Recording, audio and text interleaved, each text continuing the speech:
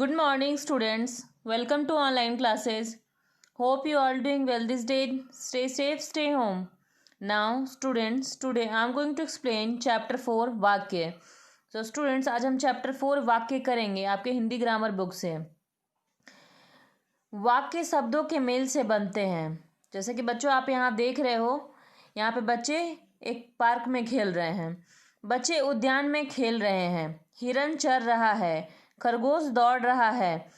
हंस जलाशय में तैर रहा है. ऊपर दिए गए इन सब समूहों का अर्थ समझ में आ रहा है. अतः ये शब्दों के सार्थक समूह हैं. शब्दों के सार्थक समूह वाक्य कहलाते हैं. जिस शब्द समूह का कोई निश्चित अर्थ प्रकट हो उसे वाक्य कहते हैं.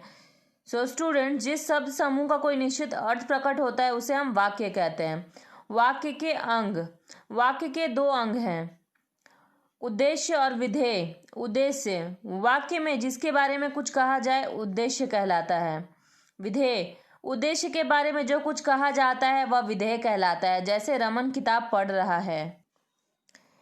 यहाँ पुस्तक पढ़ रहा है उद्देश्य रमन का कर्म क्रिया उसका विस्तार है. यह वाक्यांश रमन के बारे में बता रहा है, अतः यह विधेय है. वाक्य के प्रकार. वाक्यों का विभाजन दो आधारों पर किया जाता है. पहला क रचना के आधार पर, दूसरा ख अर्थ के आधार पर. रचना के आधार पर वाक्य के भेद. रचना के आधार पर वाक्यों को तीन भेद में बांटा गया है. पहला सरल वाक्य. जिस वाक्य में एक उद्देश्य और एक विधेय हो वह सरल वाक्य कहलाता है. जैसे लड़के खेल रहे हैं, उद्देश्य प्लस विधेय. मनोज ने खाना खाया, उद्देश्य प्लस विधेय. मैं पुस्तक पढ़ता हूँ, उद्देश्य प्लस विधेय. दूसरा संयुक्त वाक्य. संयुक्त अर्थात जुड़ा हुआ. ऐसा वाक्य जो दो या दो से अधिक सरल वाक्यों को योजक शब्दों सहायता से जोड़कर बना हो संयुक्त वाक्य कहलाता है. जैसे क राम आया और श्याम चला गया. पहला वाक्य प्लस योजक प्लस दूसरा वाक्य. ख तुम अभी मंदिर जाओगे या शाम को मंदिर जाओगे. पहला वाक्य प्लस योजक प्लस दूसरा वाक्य. तीसरा मिश्र वाक्य. वह वाक्य जिसमें एक प्रधान उपवाक्य हो और एक या एक से अधिक आश्रित उपवाक्य हो वाक्य कहलाता है. जैसे क मैं उसे लड़के से मिला था जिसकी किताब खो गई थी. प्रधान वाक्य प्लस आश्रित उपवाक्य. ख वह लड़का कहाँ है जो कल यहाँ आया था. प्रधान वाक्य प्लस आश्रित उपवाक्य.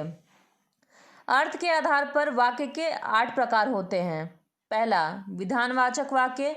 विधानवाचक वाक्य में किसी बात या कार्य के समान रूप से होने या करने का बोध होता है. जैसे नेहा पढ़ाती है, नेहा पढ़ती है. प्रधानमंत्री ने लाल किले पर झंडा फहराया. आज विद्यालय बंद है. भालू जंगल में रहता है. निषेधवाचक वाक्य. निषेधवाचक वाक्य में किसी बात या कार्य के न होने या न करने का भाव प्रकट होता है. जैसे इस समय वर्षा नहीं हो रही है. मैंने गणित का काम नहीं किया. प्रश्नवाचक वाक्य. प्रश्नवाचक वाक्य में कोई प्रश्न पूछा जाता है. जैसे शिक्षक दिवस कब मनाया जाता है. गांधी जयंती कब मनाई जाती है. आज्ञावाचक वाक्य. आज्ञावाचक वाक्य में किसी को कोई काम करने का आदेश या निर्देश देने की भाव होती है. जैसे यहाँ से चले जाओ, अब आप जा सकते हो, तुम आकर पढ़ाई करो, एक गिलास पानी लाओ. इच्छाबोधक वाक्य. इच्छाबोधक वाक्य में इच्छा, शुभकामना अथवा अभिशाप का भाव प्रकट किया जाता है. जैसे ईश्वर तुम्हें दीर्घायु बनाए, तुम्हारी यात्रा मंगलमय हो. संदेहवाचक वाक्य. संदेहवाचक वाक्य या संदेह या संभावना का बोध होता है. जैसे शायद आज वर्षा हो, पिताजी शायद आज शाम तक आए. संकेतवाचक वाक्य. ये वाक्य किसी भी कार्य की सफलता या असफलता की ओर संकेत करते हैं. जैसे यदि परिश्रम करते हो तो सफल होते. ख यदि खाना नहीं खाओगे तो सेहत कैसे बनेगी. विस्मय आदि बोधक वाक्य. विस्मय आदि बोधक वाक्य द्वारा विस्मय, हर्ष, शोक, घृणा आदि भावनाओं का बोध होता है. जैसे वाह तुमने तो कमाल कर दिया. छी यहाँ कितनी बदबू है. अरे तुम कब आए. हाय मैं तो लुट गया. सो स्टूडेंट्स, आज ये पाठ हमारे यहीं समाप्त हुआ. Thank you and have a nice day.